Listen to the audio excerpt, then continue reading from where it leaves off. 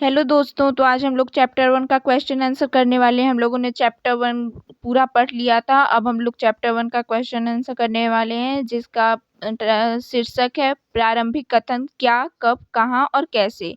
इसका आज हम लोग क्वेश्चन आंसर करने वाले हैं, तो इसको अच्छे से सुनिएगा और अच्छे से याद कर लीजिएगा, क्योंकि ये आप लोगों के एग्जाम में भी आ सकता है। तो चलिए शुरू करते हैं।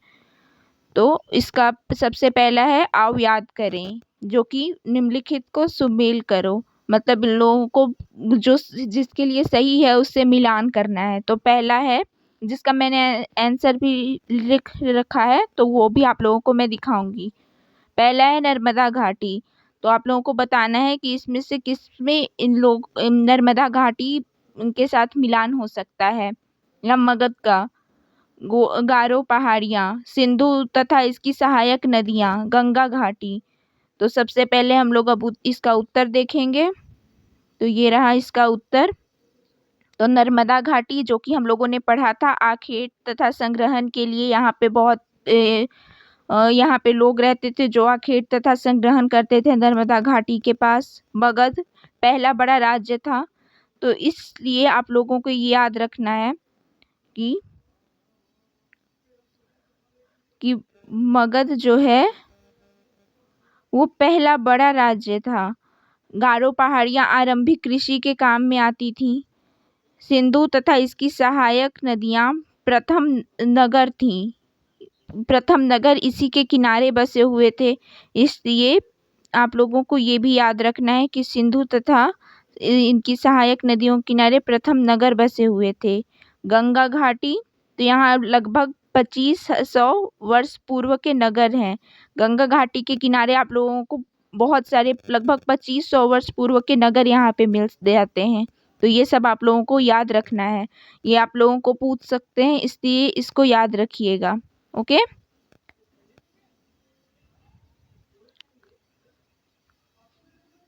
अब आते हैं आगे। अरे यार, मैं पहली बार ये यूज़ कर रही हूँ, सो थोड़ा हो जाता है। अब चलते हैं आगे। यहाँ पे आप लोगों का अब क्वेश्चन आंसर शुरू होता है, जो कि आप लोगों के बुक में भी दिया हुआ है। अगर आप लोगों ने बुक देखा होगा, क्वेश्चन आंसर देखा होगा, तो आप लोगों ने मुझे कमेंट वैसे करके नहीं बताया था कुछ क्वेश्चन आंसर जो मैंने पूछे थे। इसलिए मैं अब आप लोगों को उस क्वेश्चन आंसर को करवा रही हूँ। लेकिन आप लोग प्लीज़ कमेंट में भी क्वेश्चंस का आंसर दिया करो, मुझे भेजा करो। इससे मुझे पता चलता है कि मैं आप लोगों को जो पढ़ा रही हूँ आप लोग को समझ में आ रहा है, नहीं आ रहा है। और आप लोग भी क्वेश्चन आंसर कर सकते हो जो आप लोगों को नहीं आता है, तो उसका भी मैं आंसर दूंगी। तो अब आगे पढ़ते हैं। यहाँ पे सेकंड क्वेश्चन है, पांडुलिपियों तथा अभिलेखों में एक प्रमुख अंतर बताओ। पांडुलिपियों तथा अभिलेख में क्या अंतर है, वो एक अंतर आप लोगों को बताना है। ये आप लोगों को एग्जाम में भी आ सकता है, इसलिए इसको अच्छे से सुनिएगा। यहाँ पे देखिए लिखा हुआ है, उत्तर में है पांडुलिपियां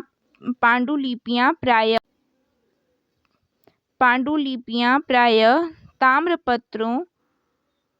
ताड़पत्रों अथवा भोजपत्रों पर हाथ से लिखी जाती थीं, जबकि अभिलेखों को पत्थर पर धातु जैसी कठोर सतहों पर उत्कीर्ण यानी खोद कर किया जाता था। पांडुलिपियां प्रायः ताड़पत्रों अथवा भोजपत्रों पर हाथ से लिखी जाती थी। पांडुलिपि जो थी उसको ताड़ के पत्रों या भोज के पत्रों, जो कि हम लोग खाना भी जिस पर खाते हैं, उन पत्रों पर हाथ से लिखी जाती थी। हाथ से उन पर लिखा जाता था। जबकि अभिलेख जो होते थे वो पत्थर या फिर कोई भी धातु, जैसे चांदी हो गया या फिर तांबा हो गया, उन धातुओं जैसी कठोर सतहों पर खोद कर, मतलब किसी छेनी हथौड़ी से खोद कर, जैसे कि पहले किया जाता था वैसे किया जाता था, उसे अभिलेख कहते हैं। और जो हाथ से लिखा जाता था पेड़ के पत्तों पर, उनको हम पांडुलिपि कहते हैं। इसलिए आप लोगों को ये अच्छे से याद रखना है, आप लोगों को ये ज़रूर से ज़रूर काम आएगा। अब हम लोग आगे चलते हैं क्वेश्चन नंबर 3 पर। ये आप लोगों को याद हो गया ना, इसलिए मैं पूछूंगी जब आप लोगों का जब मैं एकदम अंतिम में जाऊंगी, तब मैं आप लोगों को क्वेश्चन आंसर भी दूंगी। वो आप लोगों को कमेंट में आंसर भी देना है, इसलिए आप लोग याद रखिएगा इन सबको और नोट्स भी बनाते रहिएगा। बहुत ज़्यादा क्वेश्चन आंसर नहीं है, इसलिए नोट्स बनाना आप लोगों के लिए आसान है। अब क्वेश्चन 3, रशीदा के प्रश्न को फिर से पढ़ो, इसके क्या उत्तर हो सकते हैं। आप लोगों ने अगर बुक निकाल कर रखा है तो आप लोगों को पता होगा कि रशीदा ने क्या क्वेश्चन किया था, तो इसलिए आप लोगों को उसका भी आंसर देना है। वैसे मैंने यहाँ पे मुझे याद है तो रशीदा ने क्वेश्चन किया था कि इतने वर्षों पहले क्या हुआ था, ये कैसे कोई जान सकता है। तो ये कैसे कोई जान सकता है, मतलब हम लोग कैसे जान सकते हैं कि अतीत में हमारे कब कैसे मतलब क्या हुआ था, वो हम लोग कैसे जान सकते हैं। तो हमें अतीत के विषय में पांडुलिपियों व अभिलेखों का अध्ययन करके जानकारी प्राप्त की जाती है। इसके अलावा ईंट और पत्थरों से बनी इमारतों के अवशेष, चित्रों, मूर्तियों, औजारों, हथियारों, बर्तनों तथा सिक्कों आदि के द्वारा भी जानकारियाँ मिलती हैं। हमें अतीत के विषय में पांडुलिपि व अभिलेख का अध्ययन करके जानकारी मिलती है, क्योंकि उस पे बहुत कुछ हमें उस समय के शासकों के बारे में मिलता है, उस समय लोग कैसे रहते थे, उस समय कौन सी भाषा का प्रयोग होता था, ये सब मिलता है। वो ईंट और पत्थरों से बनी इमारतों के अवशेषों से हमें पता चलता है कि लोग किस तरह के घरों में रहते थे। इससे हमें पता चलता है कि उस समय आर्थिक हालत कैसी थी लोगों की। चित्रों से, मूर्तियों से, औजारों से, हथियारों से, बर्तनों तथा सिक्कों आदि के द्वारा भी हमें उस समय की सामाजिक, आर्थिक, धार्मिक मान्यता कैसी थी, इन सब की हमें जानकारी मिलती है। इसलिए रशीदा के प्रश्न का यही उत्तर है कि उस समय के अतीत के बारे में हम इसी प्रकार से जान सकते हैं कि हम उस समय के पांडुलिपियों, अभिलेखों, इस सब का अध्ययन करें। उस समय की ईंटों और पत्थरों से बनी इमारतों के अवशेष जो हैं उनका अध्ययन करें। चित्रों, उस समय की जो चित्रें हमें मिली हैं, मूर्तियाँ मिली हैं, औजार मिले हैं, हथियार मिले हैं, बर्तन मिले हैं या सिक्के मिले हैं, उसके द्वारा हमें जानकारी मिलती है। इस तरह से हम अतीत के बारे में जान सकते हैं। अब आगे हम क्वेश्चन 4 पर जाएंगे। अगर आप लोगों को ये अच्छे से समझ में आ रहा हो तो कमेंट में ज़रूर बताइएगा, नहीं तो मैं आप लोगों को और अच्छे से समझाने की कोशिश करूँगी। ओके, अब चलते हैं क्वेश्चन नंबर 4 पर। पुरातत्वविदों द्वारा पाई जाने वाली सभी वस्तुओं की एक सूची बनाओ। इनमें से कौन सी वस्तुएं पत्थर की बनी वस्तुएं हो सकती हैं। पुरातत्वविदों द्वारा जो भी वस्तुएं पाई गई हैं या पाई जाती हैं, उन सब वस्तुओं की हमें सूची बनानी है और उनमें से कौन सी ऐसी वस्तु है जो पत्थर की बनी हो सकती है। तो इसका उत्तर हम देते हैं, पुरातत्वविदों द्वारा पाई जाने वाली निम्नलिखित वस्तुएं। सॉरी, यहाँ पे निम्नलिखित मैंने नहीं लिखा है, लेकिन आप लोग जरूर निम्नलिखित लिखना, क्योंकि इससे आप लोगों का जो आंसर है वो थोड़ा अच्छा लगता है और जो शिक्षक पढ़ता है या जो टीचर पढ़ता है उसे भी अच्छा लगता है कि मतलब स्टूडेंट को अच्छे से लिखना आता है, आंसर देना आता है। तो निम्नलिखित वस्तुएं हैं, पहला सिक्के, दूसरा हथियार, तीसरा आभूषण, चौथा चित्र तथा मूर्तियाँ, पांचवा औजार, छठा हड्डियाँ, सातवां पत्थर तथा ईंटों से बनी इमारतों के अवशेष,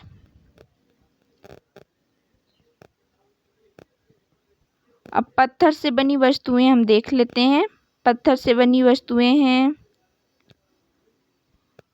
इमारतें, हथियार, औजार और मूर्तियाँ। ओके, तो ये हम लोगों ने सबसे पहले ये जो है सिक्के, हथियार, ये सब जो है ये पुरातत्वविदों द्वारा जो पाई जाने वाली वस्तुएं उनकी सूची है। ये जो सबसे पहले इतना हम लोगों ने बनाया है, सिक्के, हथियार, आभूषण, चित्र तथा मूर्तियाँ, औजार, हड्डियाँ, पत्थर तथा ईंटों से बनी इमारतों के अवशेष जो हैं, ये पुरातत्वविदों द्वारा जो पाए जाने वाली सभी वस्तुएं हैं उनकी सूची है। और जो हमने ये लिखी हैं, ये जो हैं ये है पत्थर के बनी वस्तुएं, पत्थर से बनी वस्तुएं जो हमें वहाँ से मिली हैं वो सब इसमें है नीचे वाले में। तो ये दो क्वेश्चन एक ही साथ दिए गए हैं, तो ये आप लोगों को ध्यान से देखना है अपने क्वेश्चन में, उसके बाद ही आंसर देना है। तो ये इसका आंसर होगा, पत्थर से बनी वस्तुएं हैं इमारतें, हथियार, औजार और मूर्तियाँ। इसमें भी पत्थर से बनी निम्नलिखित वस्तुएं हैं, ये लिख के ये फिर आप लोगों को आंसर लिखना है। ओके, तो आप लोग अच्छे से समझ गए ना। अब हम लोग आते हैं क्वेश्चन नंबर 5 पे। साधारण स्त्री तथा पुरुष अपने कार्यों का विवरण क्यों नहीं करते थे, इसके बारे में तुम क्या सोचती हो। मतलब जो उस समय के जो समाज में जैसे हम लोग जैसे जो लोग थे, साधारण स्त्री तथा पुरुष, वो अपने कार्य जो रोज कार्य करते थे उसका विवरण क्यों नहीं रखते थे, इसके बारे में हम लोग क्या सोचते हैं, ये क्वेश्चन पूछ रहा है। तो इसमें हम लोग आंसर दे सकते हैं कि साधारण स्त्री तथा पुरुष अपने कार्यों का विवरण नहीं रखते थे। इसके निम्नलिखित कारण हो सकते हैं। पहला, साधारण स्त्री और पुरुष अपने कार्यों को इतना महत्वपूर्ण नहीं मानते थे होंगे कि उसका विवरण तैयार किया जाए। यह भी संभव है कि वे पढ़े लिखे भी ना हो। हम लोग ही हैं, जैसे हम लोग भी हैं, तो हम लोग रोज के कार्य का विवरण थोड़ी ना करते हैं कि हम लोग आज ये कर रहे हैं, ये कर रहे हैं। हम लोग जरूरी काम जो होता है उसका विवरण करते हैं। वो भी ऐसे नहीं करते हैं कि कोई मतलब जाके जो 100 साल बाद कोई पढ़ पाए, ऐसा विवरण करते हैं कि हम लोग 10 साल के बाद हमें याद ना हो तो उसको याद करने के लिए पढ़ पाएँ। लेकिन हम लोग भी उतना विवरण नहीं करते हैं, क्योंकि हम लोग अपने कार्य को उतना ज़्यादा महत्वपूर्ण नहीं मानते हैं। इसलिए उस समय के लोग भी, या फिर वो लोग पढ़े लिखे भी नहीं हो सकते हैं, उन लोगों को पढ़ना लिखना नहीं आता हो, लेकिन ज़्यादा ये है कि वो लोग अपने कार्यों को इतना महत्वपूर्ण ही नहीं मानते थे कि वो लोग हमेशा अपने कार्यों का विवरण करते रहें। इसलिए वो लोग, ज़्यादातर हो सकता है कि इसलिए वो लोग अपने कार्यों का विवरण नहीं करते हों, या ये भी संभव हो सकता है कि वो पढ़े लिखे भी ना हों। दूसरा, यह भी संभव हो सकता है कि वे गरीब हों और उत्कीर्ण करवाने का कार्य खर्चीला हो।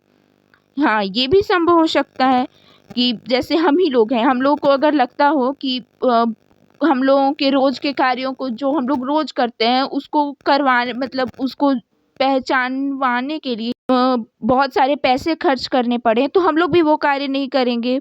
हो सकता है कि पत्थर या फिर अभिलेख पत्थर पे कुछ, या फिर कुछ धातुओं पे उसको उत्कीर्ण करवाने या खुदवाने के लिए वो खर्चीला हो बहुत ज़्यादा, कि उसमें बहुत खर्च आता हो, इस चलते वो कार्य ही वो ना करवाते हों। ये भी संभव हो सकता है।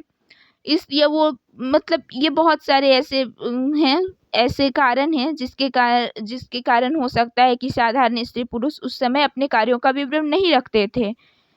अब हम आगे क्वेश्चन नंबर 6 पे चलते हैं।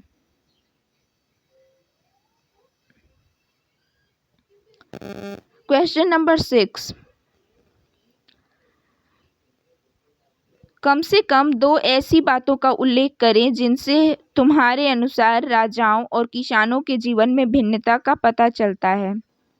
हमें यहाँ कम से कम 2 ऐसी बातों का उल्लेख करना है जिनसे हमारे अनुसार राजाओं और किसानों के जीवन में अंतर का पता चलता है, यानी भिन्न कैसे हैं दोनों के जीवन एक दूसरे से, इसका पता चलता हो।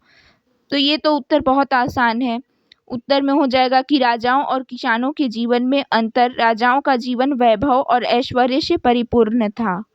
मतलब राजा जो थे वो बहुत ज़्यादा अमीर होते थे, वो बहुत ज़्यादा ऐश्वर्य में रहते थे, उनके चारों तरफ सोना चांदी ये सब रहता था। जबकि किसानों का जीवन कष्टों से भरा होता था। जबकि जो किसान होते थे वो अन्न उगाते थे, उनके खाने का कोई पता नहीं होता था, उन्हें कर भरना पड़ता था।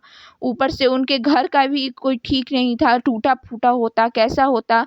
इसलिए दोनों के जीवन में बहुत बड़ा अंतर था। दूसरा, राजा अपने विजयों का लेखा जोखा रखते थे।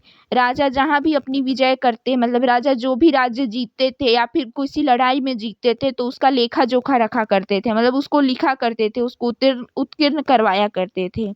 जबकि किसान अपने कार्यों का लेखा जोखा नहीं रखते थे। मतलब किसान जो होते थे वो अपने कार्यों का लेखा जोखा, यानी अपने कार्यों को कहीं लिख कर नहीं रखते थे कि हम लोगों ने आज ये किया, हम लोगों ने आज ये किया, क्योंकि उन लोगों के लिए उतना वो ज़रूरी ही नहीं था कि वो लोग क्या कर रहे हैं। एक बार और हम लोग आंसर पढ़ लेते हैं। राजाओं और किसानों के जीवन में अंतर, राजाओं का जीवन वैभव और ऐश्वर्य से परिपूर्ण होता था, जबकि किसानों का जीवन कष्टों से भरा होता था। यहाँ पे सबसे ज़्यादा जो हम लोग मानेंगे, जिसको हम लोगों को अंडरलाइन करना होगा, कि राजाओं का जीवन वैभव और ऐश्वर्य से परिपूर्ण होता था, जबकि किसानों का जीवन कष्टों से भरा होता था।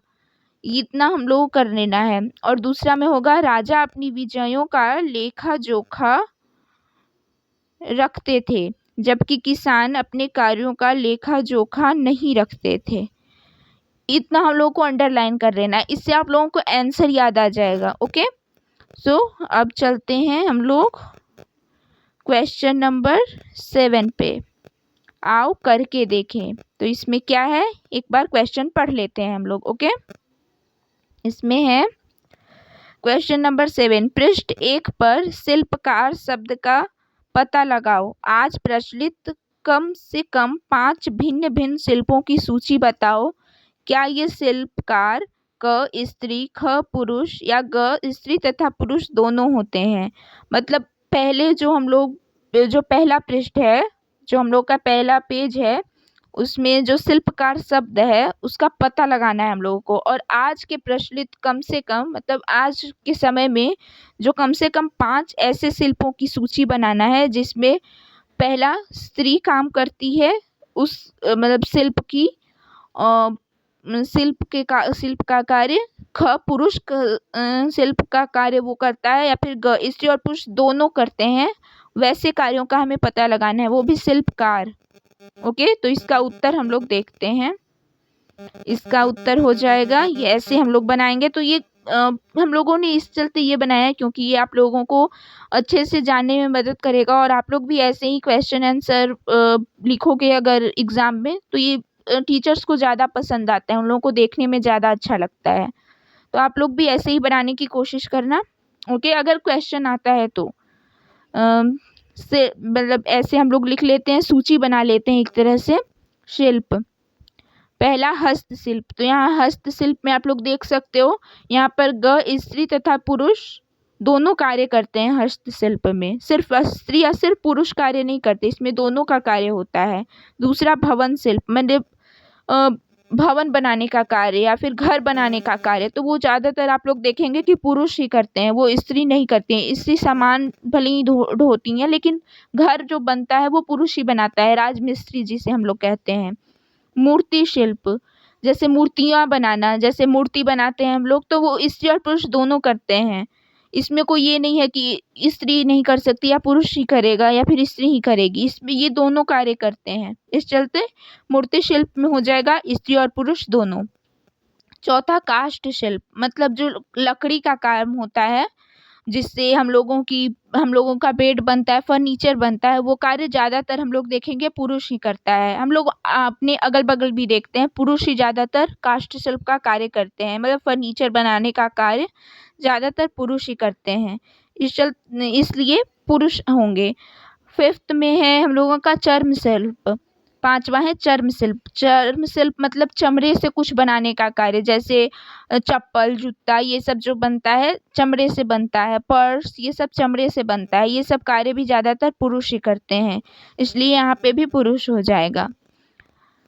तो अब हम आगे चलते हैं। अगर आप लोगों को ये अच्छे से समझ आ रहा हो तो प्लीज़ कमेंट में हम लोगों को ज़रूर बताइएगा, नहीं तो मैं और अच्छे से समझाने की अगले बार से कोशिश करूँगी प्लीज़। सो अब हम लोग आगे चलते हैं क्वेश्चन नंबर 8 पे। क्वेश्चन नंबर 8, अतीत में पुस्तकें किन किन पर लिखी गई थीं? तुम इनमें से किन पुस्तकों को पढ़ना पसंद करोगी? मतलब इसमें पूछा जा रहा है कि अतीत में मतलब पुस्तकें किन किन पर लिखी गई थी, किन किन लोगों पर लिखी गई थी, किन किन विचारों पर लिखी गई थी, किन किन चीज़ों पर लिखी गई थी, और हम लोग इनमें से किन पुस्तकों को पढ़ना पसंद करेंगे। हम लोग जो हैं वो उनमें से किन पुस्तकों को पढ़ना पसंद करेंगे, या फिर आप लोग इनमें से किन पुस्तकों को पढ़ना पसंद करेंगे। तो इसका उत्तर में हम लोग देंगे, अतीत में पुस्तकें निम्नलिखित विषयों पर लिखी जाती थीं। पहला, धार्मिक मान्यताओं व व्यवहारों पर। दूसरा, राजाओं के जीवन पर। तीसरा, औषधियों तथा विज्ञान पर। चौथा, महाकाव्य, कविताएं तथा नाटक पर। तो आप लोग इसमें से बता सकते हैं, जैसे ये सब पुस्तकें इस चीज़ों पर पुस्तकें लिखी जाती थी, और इतना ही लिखी जाती थी, बहुत सारी लिखी जाती थी, लेकिन हम लोगों ने इतना ही बताया है। और आप लोग इनमें से किन पुस्तकों को पढ़ना पसंद करेंगे, ये आप लोग कमेंट में ज़रूर बताना, क्योंकि मैं तो इनमें से बहुत सारी पुस्तकों को पढ़ना पसंद करूँगी, खास करके महाकाव्य, कविताएं तथा नाटक पर मुझे बहुत अच्छा लगता है पढ़ना। आप लोगों को क्या अच्छा लगता है आप लोग कमेंट में बताना। तब तक के लिए अब मैं आप लोगों को अपना जो मैंने नोट्स बनाया है जिसमें क्वेश्चन आंसर है वो मैं आप लोगों को करवाऊंगी। सो अब जो बुक्स की क्वेश्चन आंसर जो थी वो ख़त्म हो गई हैं, तो आप लोग नोट्स भी अच्छे से बनाना। ये सब क्वेश्चन आंसर अपने नोट्स में ज़रूर लिखना, क्योंकि आप लोगों को कब याद करना पड़े, टेस्ट भी आप लोगों का होते रहता है और जल्दी ही एग्ज़ाम भी आने वाला है। सो याद करते रहना, रोज़ याद करना। ओके, तब चलते हैं अब नोट्स पे। तो अब आप लोग जो देख रहे हैं वो है मेरे बनाए हुए नोट्स जो कि मैंने बनाए हुए हैं। सो अब चलते हैं और हम चलते हैं और इन नोट्स को पढ़ाई को शुरू करते हैं। सो ये नोट्स मैंने बनाए हैं जो कि आप लोगों के लिए हैं खास करके। तो अब हम लोग शुरू करने वाले हैं हिस्ट्री चैप्टर 1 का क्या, कब, कहाँ और कैसे का अति लघु उत्तरात्मक प्रश्न। सॉरी, बोलने में थोड़ा हम लोगों को मतलब मुझे ज़्यादा थोड़ा सा हो जाता है। सो क्वेश्चन नंबर 1, संग्राहक किन वस्तुओं का संग्रह करते थे? मतलब जो उस समय के जो संग्राहक होते थे वो किन वस्तुओं को इकट्ठा करते थे? जो इकट्ठा करने वाले लोग होते थे, जो वस्तुओं या फिर चीज़ों को इकट्ठा करते थे, वो किन चीज़ों को इकट्ठा करते थे? जिसका उत्तर होगा संग्राहक भोजन के लिए जड़ों, फलों तथा जंगल के अन्य उत्पादों का संग्रह करते थे। जिसका उत्तर होगा संग्राहक भोजन के लिए जड़ों, फलों तथा जंगल के अन्य उत्पादों का संग्रह करते थे। वैसे आप लोग सोच रहे हो कि मैं क्यों बार बार एक ही चीज़ को बार बार बोलती हूँ? इसलिए बोलती हूँ क्योंकि आप लोगों को याद हो जाए, आप लोगों के दिमाग में एक चीज़ रह जाए कम से कम, जिससे आप लोगों को बार बार आप लोग ज़्यादातर आप लोग होते हो जो बार बार नहीं देखते हो कॉपी या फिर बार बार याद नहीं करते हो। इस चलते मैं बार बार एक ही चीज़ को बोलती हूँ कि कम से कम आप लोगों के दिमाग में ये बैठ तो जाए, जब ज़रूरत पड़े तो याद आ जाए। शायद गलती से ही पर याद आ जाती है कभी कभी चीज़ें जो कि हम लोगों ने बहुत बार पढ़ी हूँ या फिर सुनी हूँ। अब हम लोग क्वेश्चन नंबर 2 पे जाएंगे। क्वेश्चन नंबर 2 है सर्वप्रथम कौन सी फसल उपजाई गई थी? जिसका उत्तर होगा सर्वप्रथम गेहूं तथा जौ, सॉरी यहाँ पे जी लिखा गया है, सर्वप्रथम गेहूं तथा जौ की फसल उपजाई गई थी। सर्वप्रथम कौन सी फसल उपजाई गई थी? तो इसका आंसर होगा सर्वप्रथम गेहूं तथा जौ की फसलें उपजाई गई थी। अब हम क्वेश्चन नंबर 3 पर जाएंगे। क्वेश्चन नंबर 3 है सहायक नदियां किन्हें कहते हैं? सहायक नदियां उन्हें कहते हैं जो एक बड़ी नदी में मिल जाती है। मतलब जैसे गंगा की सहायक नदी यमुना है, क्योंकि हमेशा यमुना जाकर गंगा में मिल जाती है। सो इसलिए हम लोग जो छोटी छोटी नदियां हैं जो कि बड़ी नदियों में जाकर मिल जाती हैं उन्हें हम सहायक नदी कहते हैं। इसलिए सहायक नदियां उन्हें कहते हैं जो एक बड़ी नदी में जाकर मिल जाती हैं। याद हो गया आप लोगों को? क्वेश्चन नंबर 4, प्राचीन काल के एक विशाल राज्य का नाम बताइए। तो ये तो आप लोग सबको याद होगा जिसने भी पढ़ा होगा। प्राचीन काल के सबसे विशाल राज्य का नाम एक ही है, मगध। क्योंकि प्राचीन काल में मगध एक बहुत समृद्ध राज्य था जहाँ पे बहुत सारे लोगों ने शासन किया है। इस चलते मगध ही होगा प्राचीन काल का सबसे विशाल राज्य। मगध वर्तमान के कौन से राज्य का हिस्सा था? तो आप लोग जहाँ जो बिहार से पढ़ रहे हैं उन्हें तो पता ही होगा कि बिहार को मगध भी कहा जाता है, वहाँ पे एक मगध यूनिवर्सिटी भी है। तो मगध वर्तमान के बिहार राज्य का हिस्सा था। ओके, मगध कहाँ का हिस्सा है? तो मगध वर्तमान के बिहार राज्य का हिस्सा था। मगध बहुत बड़ा था, इसलिए वो बिहार राज्य का एक हिस्सा, बिहार राज्य मगध का एक हिस्सा है। ओके, इस चलते मगध वर्तमान के बिहार राज्य का हिस्सा था। क्वेश्चन नंबर 6, कभी कभी यात्राएं जोखिम भरी क्यों होती थी? इसका उत्तर होगा कभी कभी हिमालय जैसे ऊंचे पर्वतों, पहाड़ियों, रेगिस्तानों, नदियों, समुद्रों तथा जंगलों के कारण यात्राएं जोखिम भरी होती थी। जैसा कि हम लोग जानते हैं कि जो पहले होते थे, हम लोग जहाँ जहाँ यात्राएं करते थे तो पहले हम लोग पहाड़, पर्वत, रेगिस्तान, नदी, समुद्र या जंगलों से जाकर यात्राएं करते थे जो कि बहुत जोखिम भरे होते थे। कभी कभी पहाड़ के पहाड़ के ऊपर से पत्थर कभी कभी गिर जाएं, कभी रेगिस्तान में तूफान आ जाए, धूल का जो आंधी होता है वो आ जाए, नदियों में तूफान आ जाए, समुद्र में तूफान आ जाए, जंगल में कहीं जानवर आ जाए। इस चलते पहले जो यात्राएं होती थी वो जोखिम भरी होती थी। अब हम आगे पढ़ेंगे क्वेश्चन नंबर 7। तो क्वेश्चन नंबर 7 है, दक्षिण एशिया में कौन से देश शामिल थे? तो दक्षिण एशिया में भारत पाकिस्तान शामिल हैं। दक्षिण एशिया में अभी भारत, पाकिस्तान, बांग्लादेश, नेपाल, भूटान और श्रीलंका शामिल हैं। तो दक्षिण एशिया में अभी कौन कौन से देश शामिल हैं? भारत, पाकिस्तान, बांग्लादेश, नेपाल, भूटान और श्रीलंका। इसको हम लोग शॉर्ट फॉर्म से भी याद कर सकते हैं,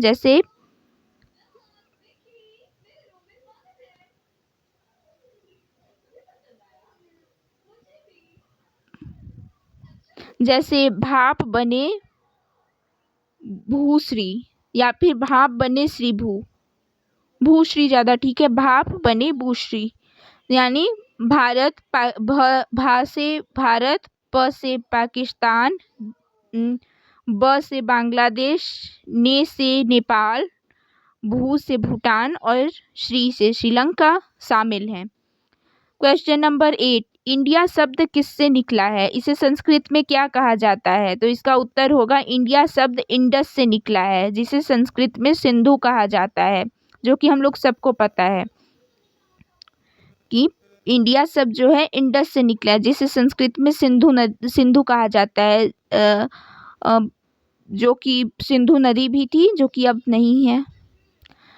क्वेश्चन नंबर 9, प्रश्न 9, पांडुलिपि किसे कहते हैं? जो कि हम लोगों ने आपको अभी क्वेश्चन आंसर में भी करवाया, आप लोगों के बुक में भी क्वेश्चन आंसर आया हुआ था।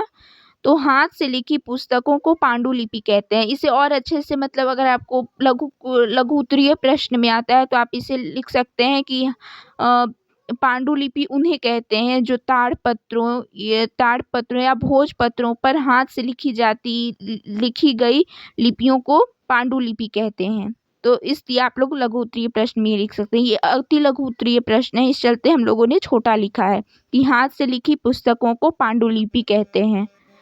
पांडुलिपियां कहाँ से प्राप्त होती हैं? इसका आंसर होगा पांडुलिपियां प्रायः मंदिरों और विहारों में प्राप्त होती हैं। आज के समय में अगर आप लोगों को पांडुलिपियां चाहिए तो वह प्रायः मंदिरों और विहारों में प्राप्त होंगी। वो भी ज़्यादातर आप लोगों को साउथ के मंदिरों में ये सारे जो पांडुलिपियां होती हैं वो प्राप्त होती हैं, क्योंकि वहाँ के मंदिर सुरक्षित रह गए थे। बहुत सारे जो बाहर से आए हुए जो बहुत सारे लोग थे, उन लोगों ने जब हमला किया था तो साउथ के जो बहुत सारे मंदिर थे वो सुरक्षित थे, तो वहाँ पे की जो पांडुलिपियां हैं वो सुरक्षित रह गई। इस चलते वहाँ से आप लोगों को बहुत सारी पांडुलिपियां मिलती हैं। तो पांडुलिपियां प्रायः हमें मंदिरों और विहारों में प्राप्त होती हैं। क्वेश्चन नंबर 11, अभिलेख किसे कहते हैं?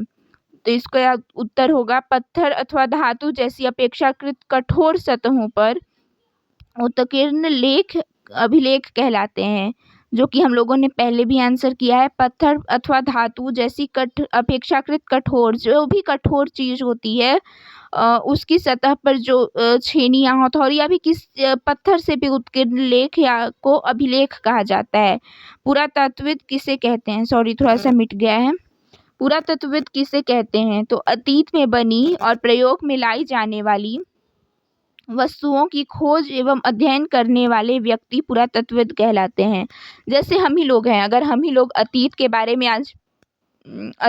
में आज जानने के लिए कोई वस्तु खोजते हैं, उस पर अध्ययन करते हैं, तो हम लोग भी पुरातत्वविद कहलाएंगे।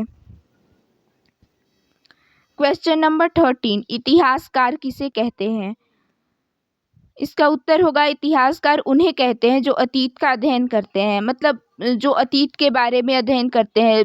हम लोग इतिहासकार अभी नहीं हो सकते हैं, हम लोग इतिहास के स्टूडेंट हो सकते हैं। इतिहासकार उन्हें कहते हैं जो खोज करते हैं इतिहास के बारे में, जो इतिहास का अध्ययन करते हैं खोज करने के लिए, कुछ नई चीज़ को जानने के लिए जो इतिहास का अध्ययन करते हैं उसे इतिहासकार कहते हैं।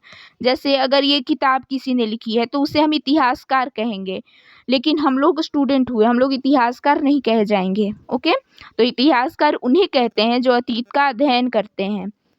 क्वेश्चन नंबर 14, वर्ष की गणना कब से की जाती है? तो इसका उत्तर होगा वर्ष की गणना ईसाई धर्म प्रवर्तक ईसा मसीह के जन्म की तिथि से की जाती है। आज की जो हम लोग वर्ष की गणना जो हम लोग करते हैं वो ईसा मसीह जो जिस समय जन्म लिए थे उस समय की तिथि से करते हैं। तभी ना हम लोग बोलते हैं कि ए BCE BCA जो हम लोग कहते हैं वो उसी के हिसाब से कहते हैं कि ईसा मसीह के जन्म के पहले, ईसा मसीह के जन्म के बाद, ईसा पूर्व या फिर ईसवी जो होता है उसी का होता है। ओके, तो अब हम लोग चलेंगे लघु उत्तरात्मक प्रश्न पे। अब मैंने सही बोल दिया। अब चलिए लघु उत्तरात्मक प्रश्न पर चलते हैं। तो इसका क्वेश्चन नंबर 1 है, लघु उत्तरात्मक प्रश्न उत्तर है ये। तो इसका क्वेश्चन नंबर 1 है, संग्राहकों की कोई 3 विशेषताएं बताइए। जो इकट्ठा करने वाले या फिर जो संग्राहक होते थे उनकी कोई 3 विशेषताएं हमें यहाँ पे बतानी है। तो यहाँ पे हम लोग ये लिख सकते हैं, संग्राहक की निम्नलिखित 3 विशेषताएं इस प्रकार से हैं। ऐसे लिख के लिखेंगे तो और अच्छे लगेगा उत्तर लिखना, मतलब आपके टीचर्स को अच्छा लगेगा, आप लोगों को नंबर अच्छे आएंगे। तो आप लोग भी लिख सकते हैं कि संग्राहक की निम्नलिखित 3 विशेषताएं इस प्रकार से हैं। पहला, संग्राहक आसपास के जंगलों की विशाल संपदा से परिचित थे। मतलब संग्राहक जो होते थे वो अपने आसपास के जो विशाल जंगल होते थे उस जंगल की मतलब रास्ते या फिर चीज़ों से परिचित होते थे। दूसरा, वो अपने भोजन के लिए वे जड़ों, फलों तथा जंगल के अन्य उत्पादों का संग्रह किया करते थे। तीसरा, कुशल संग्राहक जानवरों का आखेट भी या फिर शिकार भी किया करते थे। तो इसका आंसर आप लोगों को याद हो गया। संग्राहक की कोई 3 विशेषताएं इस प्रकार से हैं। पहला, संग्राहक आसपास के जंगलों की विशाल संपदा से परिचित होते थे। दूसरा, वह अपने भोजन के लिए जड़ों, फलों तथा जंगल के अन्य उत्पादों का संग्रह किया करते थे। तीसरा, कुशल संग्राहक जानवरों का आखेट या शिकार भी करते थे। तो ये इसका आंसर हो जाएगा। ये 3 संग्राहकों की विशेषताएं थीं। अब हम क्वेश्चन नंबर 2 पे आ जाएंगे। प्रश्न 2, सुलेमान और किरथर पहाड़ियों के क्षेत्र का वर्णन कीजिए। तो इसका आंसर हो जाएगा, इस क्षेत्र में कुछ ऐसे स्थान, ये हम ऐसे लिख सकते हैं कि सुलेमान और किरथर पहाड़ियों के क्षेत्र के में जीवन का वर्णन इस प्रकार से है कि इस क्षेत्र में कुछ ऐसे स्थान हैं जहां लगभग 8000 वर्ष पूर्व स्त्री पुरुष ने सबसे पहले गेहूं तथा जौ जैसी फसलों को उपजाना प्रारंभ किया। उन्होंने भेड़, बकरी और गाय, बैल जैसे पशुओं को पालतू बनाना शुरू किया। वे लोग गांवों में रहते थे। तो ऐसे हो जाएगा। क्वेश्चन है, सुलेमान और किरथर पहाड़ियों के क्षेत्र में जीवन का वर्णन कीजिए। तो सुलेमान और किरथर पहाड़ियों के क्षेत्रों में जीवन का वर्णन इस प्रकार से किया जाता है कि इस क्षेत्र में कुछ ऐसे स्थान हैं जहां लगभग 8000 वर्ष पूर्व स्त्रियों एवं पुरुषों ने सबसे पहले गेहूं तथा जौ जैसी फसलों को उपजाना आरंभ किया था। मतलब इसी क्षेत्र में सबसे पहले लगभग 8000 वर्ष पूर्व स्त्री पुरुषों ने जौ और गेहूं की खेती शुरू की थी और उन्होंने भेड़, बकरी और गाय, बैल जैसे पशुओं को पालतू बनाना भी शुरू किया था। ये लोग गांव में रहते थे या फिर ग्रामीण व्यवस्था थी यहाँ पर। ओके, अब क्वेश्चन नंबर 3 पर आ जाएंगे। दक्षिण एशिया को उपमहाद्वीप क्यों कहा जाता है? उत्तर, दक्षिण एशिया एक महाद्वीप से छोटा है, लेकिन इसकी विशालता तथा बाकी एशिया से समुद्रों, पहाड़ियों तथा पर्वतों से बटे होने के कारण इसे प्रायः उपमहाद्वीप कहा जाता है। क्वेश्चन है, दक्षिण एशिया को उपमहाद्वीप क्यों कहा जाता है? तो इसका उत्तर हो जाएगा कि दक्षिण एशिया एक महाद्वीप से छोटा है। मतलब दक्षिण एशिया जो है वो एक महाद्वीप कहे जाने वाला नहीं है, लेकिन मतलब उससे छोटा है, लेकिन इसकी विशालता तथा बाकी एशिया से समुद्रों, पहाड़ियों तथा पर्वतों से बटे होने के कारण इसे प्रायः उपमहाद्वीप कहा जाता है। अब क्वेश्चन नंबर 4 पे हम लोग आ जाएंगे। मगध राज्य का संक्षिप्त वर्णन करो, अथवा मगध नाम से किस क्षेत्र को जाना जाता था। ये दोनों जो है मतलब इसमें से कोई भी क्वेश्चन आएगा तो आंसर आपको यही वाला लिखना है, इसलिए मैंने आप लोगों के लिए दोनों क्वेश्चन लिख दिए हैं कि आप लोगों को कोई अगर कोई और क्वेश्चन आ जाए तो आप लोगों को लगे कि मैंने करवाया ही नहीं है, इस चलते मैं पहले ही लिखवा दे रही हूँ। इसका आंसर हो जाएगा गंगा के दक्षिण में गंगा तथा इसकी सहायक नदी सोन के आसपास का क्षेत्र प्राचीन काल में मगध वर्तमान बिहार के नाम से जाना जाता था। इसके शासक बहुत शक्तिशाली थे और उन्होंने एक विशाल राज्य स्थापित किया था। इसका आंसर क्या हो जाएगा, तो इसका आंसर हो जाएगा गंगा के दक्षिण में गंगा तथा इसकी सहायक नदी सोन के आसपास का क्षेत्र प्राचीन काल में मगध वर्तमान काल में बिहार के नाम से जाना जाता है।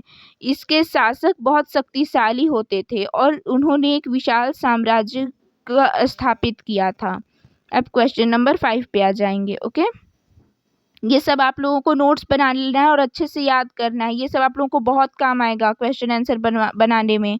ओके, क्वेश्चन नंबर 5 पे हमारे देश के नाम के इतिहास का वर्णन कीजिए। हमारा जो देश है उसके नाम ऐसा मतलब नाम जैसे चीन का नाम चीन क्यों है, इसका इतिहास क्या है इसके पीछे, वैसे ही इंडिया या फिर हिंदुस्तान या भारत का नाम भारत इंडिया या हिंदुस्तान क्यों है, उसका हम लोगों को इतिहास जानना है।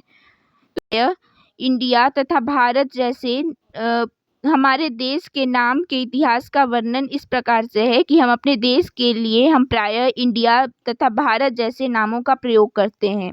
इंडिया शब्द इंडस से निकला है जिसे संस्कृत में सिंधु कहा जाता है, जो कि सिंधु नदी भी है। लगभग 2500 वर्ष पूर्व उत्तर पश्चिम की ओर से आने वाले ईशानियों और यूनानियों ने सिंधु को हिंदोस अथवा इंदोस और इस नदी के पूर्व में स्थित भूमि प्रदेश को इंडिया कहा। भारत नाम का प्रयोग उत्तर पश्चिम में रहने वाले लोगों के एक समूह के लिए किया जाता था, बाद में इसका प्रयोग देश के लिए होने लगा। आप लोगों को ये अच्छे से याद कर लेना है क्या, तो भारत देश के लिए हम प्रायः इंडिया तथा भारत जैसे नामों का प्रयोग करते हैं। ओके, यह तो आप लोगों को पता ही होगा। इंडिया शब्द इंडस से निकला है जिसे संस्कृत में सिंधु कहा जाता है।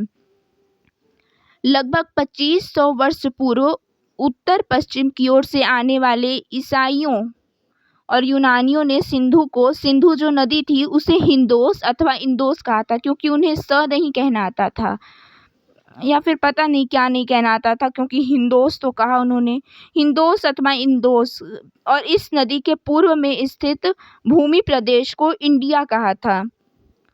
इस चलते इसे इंडिया कहा जाने लगा। और भरत नाम जो कि हम लोगों ने भारत समझा है, वो भरत नाम का प्रयोग उत्तर पश्चिम में रहने वाले लोगों के एक समूह के लिए किया जाता था, बाद में इसका प्रयोग ही देश के लिए होने लगा। इस चलते हमारे देश को भारत नाम से भी जाना जाता है। और बहुत सारी कथाएं हैं जो आप लोगों को आगे की क्लास में पता चलेंगी, लेकिन अभी के लिए आप लोगों को इतना ही जानना है। ओके, तो इससे अच्छा से नोट्स बना के याद कीजिएगा, बिल्कुल भी चोरी चारी नहीं करनी है। ओके, बिल्कुल भी सीनाचोरी नहीं करनी है कि ऐसे ही पढ़ के छोड़ दिया, नोट्स बनाना है आप लोगों को। ओके, क्वेश्चन नंबर 6, पांडुलिपि का अर्थ स्पष्ट कीजिए। तो इसका उत्तर होगा हाथ से लिखी पुस्तकों को पांडुलिपि कहा जाता है। ओके, हाथ से, जो कि हम लोगों ने पहले भी पढ़ा है कि हाथ से लिखी पुस्तकों को पांडुलिपि कहा जाता है।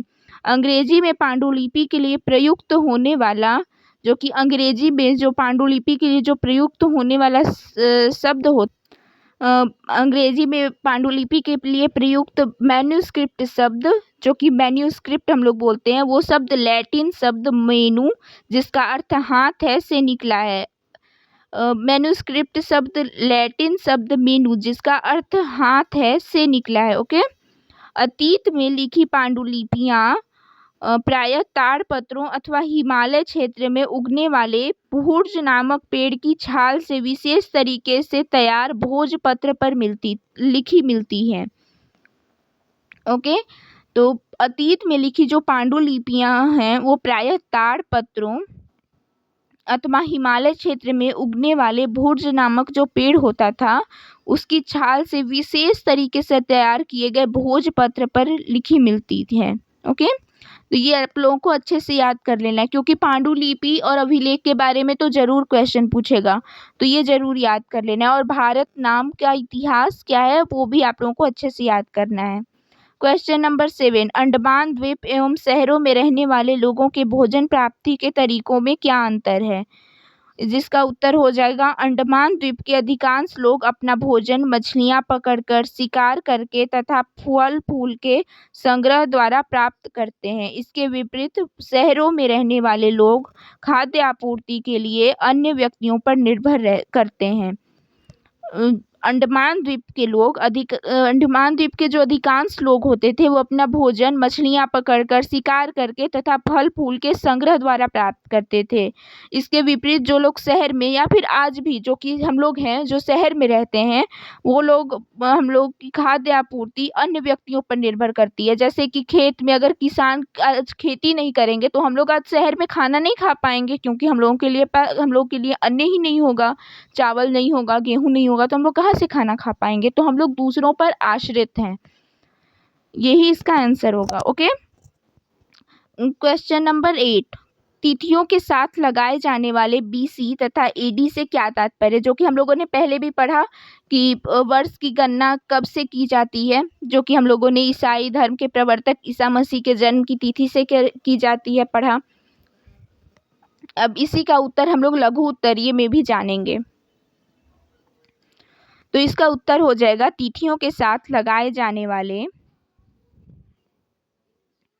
BC का तात्पर्य है बिफोर क्राइस्ट या ईसा पूर्व होता है, यानी कि ईसा मसीह के जन्म के पूर्व की सभी तिथियां BC यानी ईसा से पहले के रूप में जानी जाती हैं। इसी प्रकार तिथियों के साथ लगा AD या ईस्वी शब्द का आशय ईसा मसीह के जन्म के वर्ष से है, यानी एनो डोमेन नामक 2 लैटिन शब्दों से बना है। मतलब अगर कहीं आप लोग BC देखते हैं, जैसे 500 BC मतलब बिफोर क्राइस्ट, माने ईसा मसीह के जन्म से जो पहले है, यानी ईस्वी पूर्व होता है। ओके, जो कि ईसा मसीह के जन्म के पहले ये चीज़ हुआ था। और अगर आप लोग कहीं AD या ईस्वी देखते हैं तो इसका मतलब है कि ये ईसा मसीह के जन्म से लिया जा रहा है। अगर ईसा मसीह के जन्म के लिखा होगा कि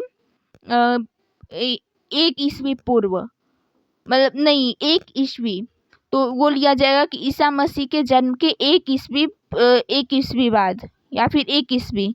ओके, तो यह एनो डोमेन जो AD है, ये अच्छे से याद कर लीजिएगा कि BC को बिफोर क्राइस्ट और AD को एनो डोमेन कहा जाता है, जो कि 2 लैटिन शब्दों से बना है। ओके, तो अच्छे से इसको याद कर लीजिएगा, नोट्स अच्छे से बना लीजिएगा। ये तिथि वाला तो जरूर पूछेगा, और पांडुलिपि अभिलेख वाला भी जरूर पूछेगा, और भारत वाला जो हम लोगों ने करवाया है वो भी आप लोगों से ज़रूर क्वेश्चन करेगा। और मैं भी आप लोगों से ये पूरा जब बुक ख़त्म होगा तो मैं एक साथ ही आप लोगों से क्वेश्चन करूँगी, मुझे आंसर मिलना चाहिए। ओके, मैं उसका लाइव करूँगी शायद, सो आंसर देना ज़रूर। Okay, bye bye and tata. अब मैं आप लोगों को नया भी क्लास 6 का आप लोगों का ज्योग्राफी ये सब का भी अब बुक शुरू करूँगी। सो उसके लिए अभी आप लोग कमेंट में बताना कि आप लोगों को क्या क्या पढ़ना है और किस क्लास के आप लोग हो, मैं उसी के हिसाब से पढ़ाऊँगी। तब तक के लिए बाय बाय एंड टाटा।